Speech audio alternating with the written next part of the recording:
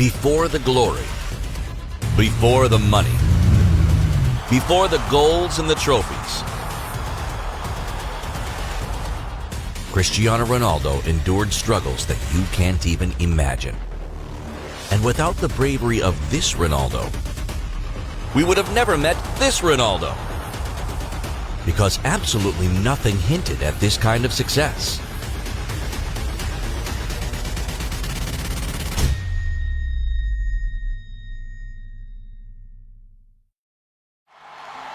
Cristiano Ronaldo might have never been born. His mother considered having an abortion because she already had 3 children, and financially, her home life was so fragile she couldn't look after another. Her doctor convinced her to keep the baby. Cristiano was ultimately born on February 5, 1985 in Funchal on the island of Madeira. But he grew up in extreme poverty with his brother and 2 sisters. The kid shared a tiny bedroom with Hugo, his eldest sibling. The family had nothing. I grew up with nothing. We were very poor. I didn't get toys or presents at Christmas. Money wasn't the only problem.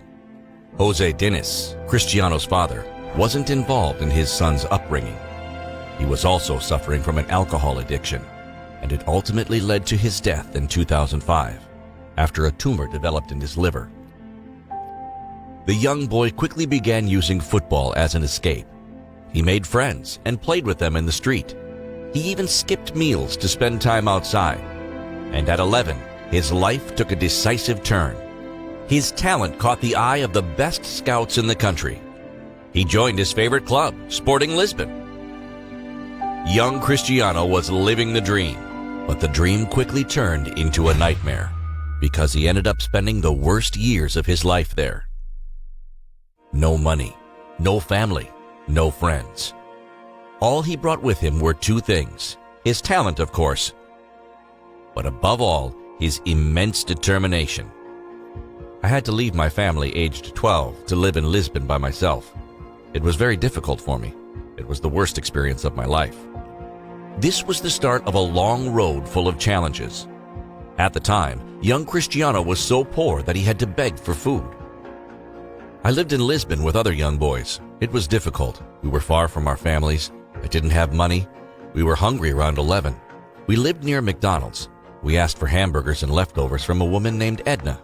Unfortunately, fighting to fill his stomach was only a small part of his daily struggle. Cristiano excelled on the pitch, but that was far from the case at school. He was failing academically, and at 14, he lost it. In Madeira, the accent is very different. When he opened his mouth, you didn't understand what he was saying, and everyone made fun of him. One day, he threw a chair at a teacher because everyone was making fun of him, and she didn't do anything to stop it. A dark form of harassment which reminded him of his old demons. When he was a child, he was made fun of a lot by his teammates. Some gave him the nickname Crybaby because he would occasionally cry when he was angry. We called him Crybaby because he loved to win, and that's still the case today, but he really hated losing. And as soon as he lost or someone didn't pass to him, he'd start crying. He was expelled after the incident with his teacher. In the eyes of the young man, school was just a prison where he couldn't express himself freely. One thing was clear: he didn't have a place somewhere like that. He was convinced that the only place he needed to be was the football pitch. The teen wanted to dedicate his life to the beautiful game, so he didn't get down on himself. His mother made the decision to leave everything and move to the capital with him. From then on, the young man picked himself up. But there was still a long way to go.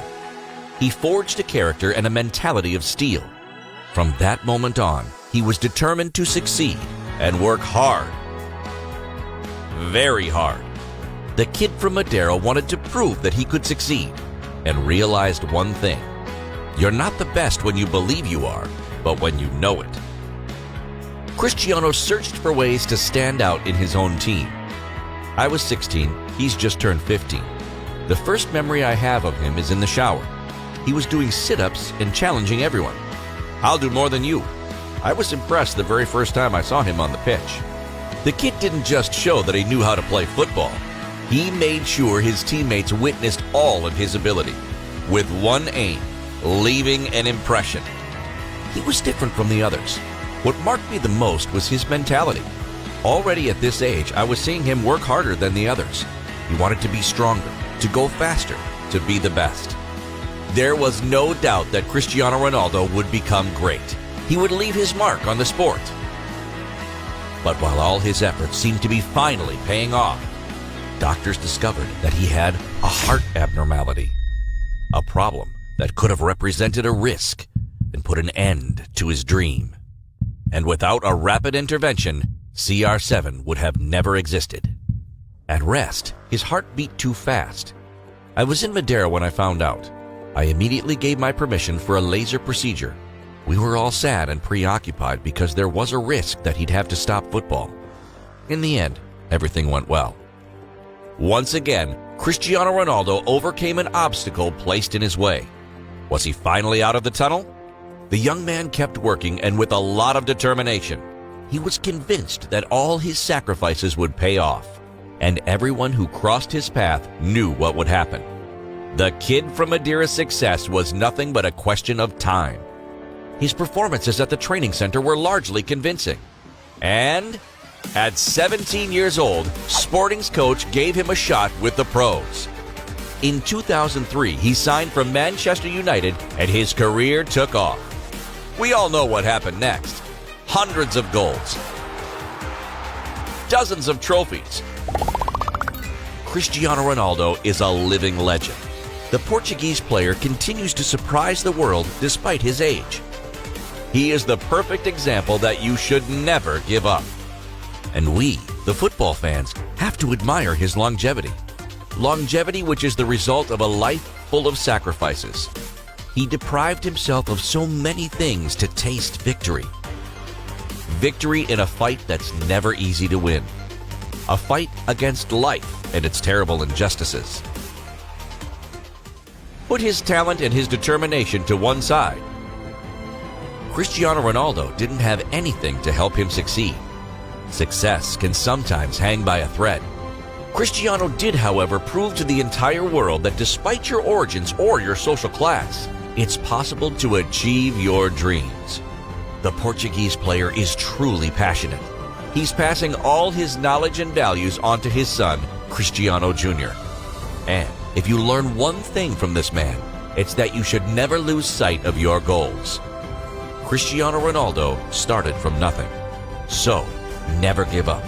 Be confident and don't listen to people who doubt you.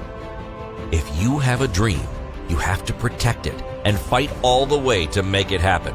The best advice we can give you is to follow Cristiano's.